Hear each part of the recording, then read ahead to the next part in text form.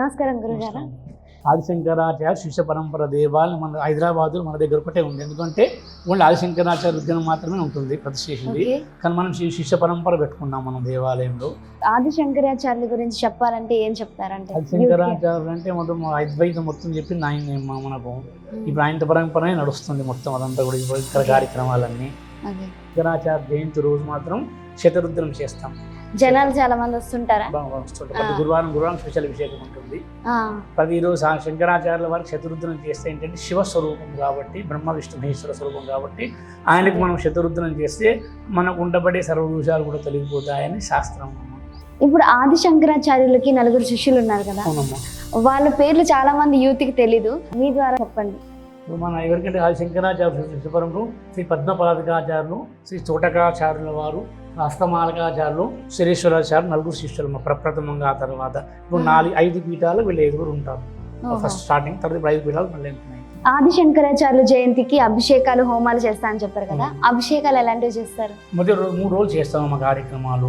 మొదటి రోజు ఏకవారం అంటే ఒకటేసారి రుద్రం చెప్తాం. రెండో వారం వచ్చేసరికి 11 రుద్రాలు చెప్తాం.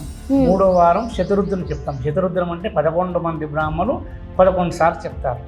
శతరుద్రం అంటారు. దాంట్లో జయంతి రోజు స్పెషల్ గా ఆ అభిషేకం చేస్తామమ్మా.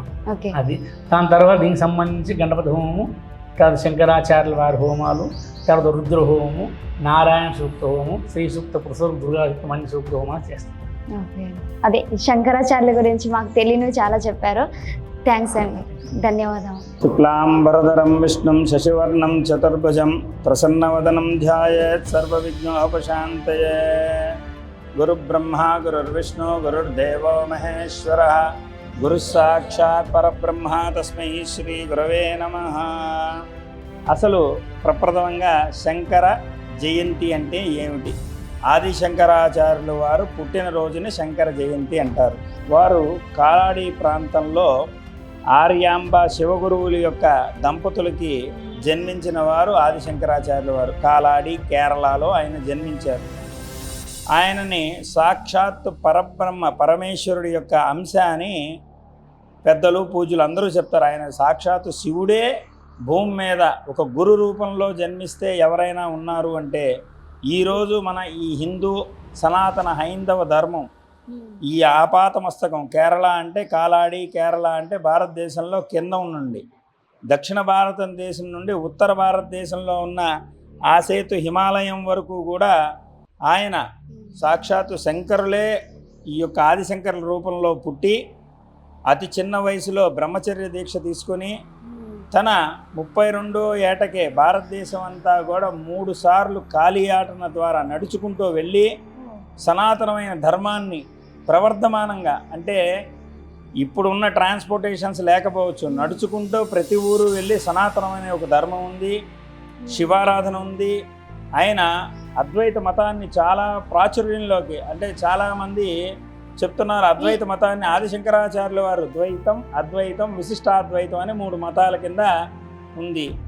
అద్వైత మతాన్ని ఈయన అవలంబించారు అని లేదు, ఈయన వచ్చే సమయానికి అద్వైత మతం ఉంది. అద్వైతము అంటే జీవుడు బ్రహ్మ ఒకటేనని. ఇప్పుడు నీలో ఉన్న ఆత్మ పరమాత్మ 2 ఒకటే. అహం బ్రహ్మాస్మి, నీ యొక్క ఆనందానికి దుఃఖానికి కారణం నువ్వే. నువ్వు ఏ యాంగిల్లో అయితే ప్రకృతిని దేవుణ్ణి చూస్తావో అది అలా కనిపిస్తుంది. భగవంతుడు అద్దం లాంటి వాడు. నవ్వుతో చూస్తే నవ్వుతో, కోపంగా చూస్తే కోపంగా, చిలిపిగా చూస్తే చిలిపిగా కనిపిస్తాడు. ఇదంతా కూడా నీ మనస్సు మీద ఆధారి ఉంటుందని విశిష్టాద్వైత మతాన్ని, కాలినడకన సనాతనమైన ధర్మాన్ని ప్రతి ఊరు నడుచుకుంటూ 3 సార్లు 32 ఏళ్ల వయసులో తిరిగి ధర్మ ప్రచారం చేసిన మహానుభావుడు అపర శంకరాచార్యుల వారు ఈ యొక్క ఆది శంకరాచార్యుల వారే. ఈరోజు మనం ఈయన పూజ చేయటం, ఆయన్ని స్మరించటం, ఆయన వాక్కుల్ని వినటం చాలా విశేషమైన శక్తిని. నవగ్రహాల్లో బృహస్పతి అనుగ్రహం ఉంటే మన వాక్కు మీద సిద్ధి లభిస్తుంది, మన విద్యలు లభిస్తాయి, మనకి జ్ఞానం లభిస్తుంది. వాటన్నిటిని ఇవ్వగలిగిన శక్తి ఆదిశంకరాచార్యుల వారు. అందుకని వందే గురు పరంపర. ఈ యొక్క ఆయన ఒక్కడే నేర్చుకోకుండా దీనికి పరంపరాగతంగా రాబోయే తరాలు వాళ్ళకి ఈ యొక్క వేద విద్య ఎలా ఉంటుందో తెలియదు. వేదము అంటే జీవన విధానము, మనం ఎలా బతకాలి, ఒక మనిషిగా ఎలా బతకాలి అని చెప్పేదే జీవన విధానాన్నే వేదం అంటారు. ఆ వేదాన్ని అరే రాబోయే కాలం వాళ్ళకి ఆయుష్ తక్కువగా ఉంటుంది, కానీ దీన్ని కూడా విస్తృతంగా ప్రచారం చేయాలని చెప్పి భారతదేశం అంతా 3 సార్లు పర్యటన చేసి 4 పీఠాలని స్థాపించి అహం బ్రహ్మాస్మి, తత్వమసి, లోకోసి, ప్రజ్ఞానం బ్రహ్మాసి అనే 4 పీఠాలకి పెట్టి దక్షిణాంనాయ పీఠం శృంగేరి ప్రథమంగా పెట్టి భారతదేశం అంతా ధర్మ ప్రచారం చేసిన అపర శంకరాచార్యులు వారైనటువంటి ఆదిశంకరుల్ని ఆయన పుట్టినరోజు కాబట్టి ఈరోజు ఎవరైతే మనస వాచ కర్మణ పూజ చేస్తారో, స్మరిస్తారో, ఆయన నామాన్ని తలుచుకుంటారో సమస్తమైన బృహస్పతి దోషాలు పోయి జ్ఞానం సమృద్ధి చెందుతుందని చెప్పి ఈరోజు అలాంటి ఆదిశంకరాచార్య వారిని తలుచుకున్న ఆ పూజ చూసిన ఇలా రావికోట శ్రీనివాస గారి చేత ప్రారంభించబడి 21 సంవత్సరాల క్రితం స్వామివారు స్వయంభూగా వెలసినటువంటి ఈ యొక్క హనుమత్ దేవస్థానంలో పారంపర్యంగా 22 ఏళ్లుగా ఆయనే అర్చకత్వం చేస్తూ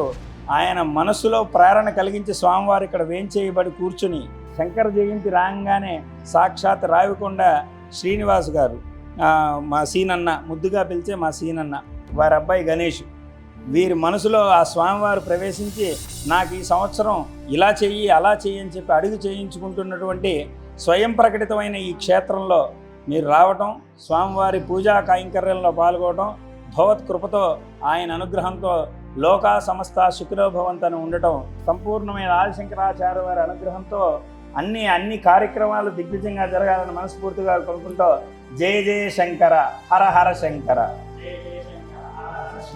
ఈ గుడి యొక్క చైర్మన్ గారితో మాట్లాడదాం. నమస్కారం అండి. అదే పూజారి గారు చెప్పినట్టు ఎక్కడ భారతదేశంలో ఇప్పటి వరకు గురు పరంపర ఎక్కడ ఎలా లేదు అంట. హైదరాబాద్ లో ఆయన 32 సంవత్సరాల వయసు జీవించున్నారు. 32 సంవత్సరాల వయసులో భారతదేశం మొత్తం 2 సార్లు పాదయాత్ర చేశారు. పర్యటన నడక ద్వారా చేసి 4 పీఠాలను స్థాపించారు.